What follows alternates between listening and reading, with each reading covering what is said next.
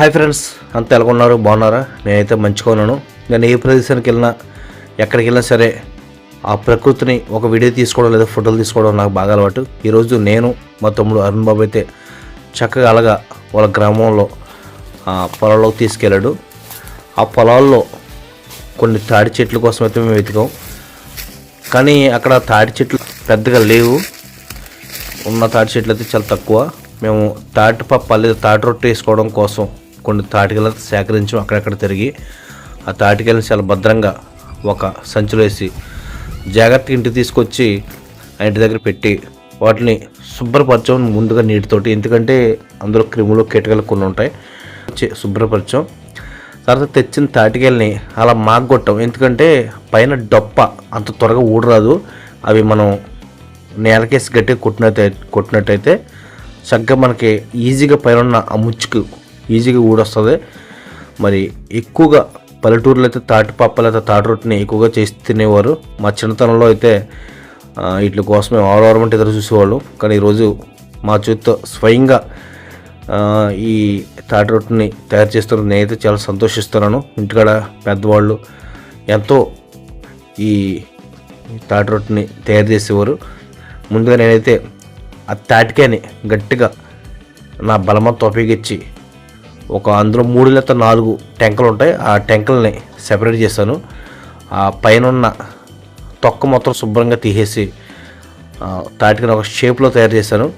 మా దగ్గర ఈ స్లైడర్ ఉండడం వల్ల పాసం అయితే చాలా ఈజీగా వచ్చింది. కొంత సమయంలో అయితే అందులో పీచు, ఆ తాటి పండ్లో ఉండే పీచు ఎక్కువగా అడ్డమొస్తుంది. కానీ ఈ పరికరం ద్వారా మేము చాలా ఈజీగా దాన్ని పీచు లేకుండా ఆ పేస్ట్ మీద చాలా చక్కగా వచ్చింది, నీట్గాను. అందులో పెద్ద వేస్ట్ కూడా ఏమి రాలేదు. అయినప్పటికీ పైన ఒకసారి అలా చేతితో చూస్తే పెద్ద వేస్ట్ అయితే ఏమి రాలేదు. అలాగే బెల్లం తీసుకున్నాం, కేజీన్నర బెల్లం తీసుకున్నాం. బెల్లం శుభ్రంగా తురుమాము. ఆ బెల్లంతో పాటు కొంచెం పచ్చి కొబ్బరి వేసుకుంటే చాలా టేస్టీగా ఉంటుంది తాటి రొట్టె అయితే. ఆ పచ్చి కొబ్బరి కూడా తురిమి ఈ బెల్లాన్ని ఆ పేసాన్ని శుభ్రంగా కలుపుకోవాలి. ఎక్కడ కూడా చిన్న చిన్న పురుగులు కూడా లేకుండా శుభ్రంగా కలుపుకోవాలి. అందులో కొంచెం యాలకుల పొడి కూడా మేము యాడ్ చేసాం స్మెల్ కోసం. మనం సిద్ధం చేసుకున్నాం కొబ్బరి తురుని అలా తాటిపేసం బెల్లంలో కలిపి ఈ 3 కలిపి ఒకసారి అలా శుభ్రంగా కలుపుకోవాలి.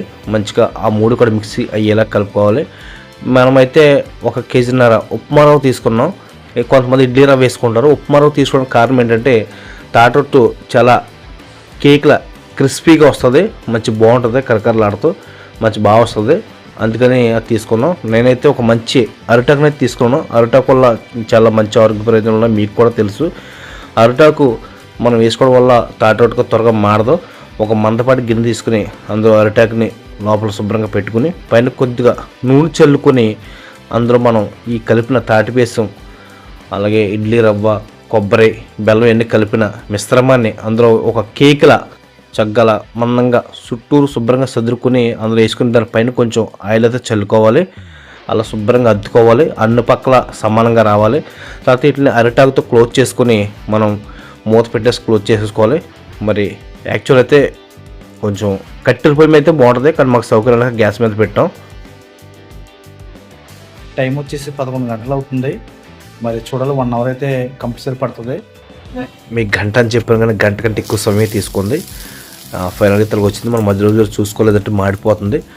అలాగే మనం ఆ స్పూన్ దించినప్పుడు దానికి ఏమి అంటుకోకూడదు. అప్పుడే మనకి తాటి రొట్టె రెడీ అయ్యేటట్టు. ఫైనల్గా అయితే అవుట్పుట్ అయితే ఇలా వచ్చింది.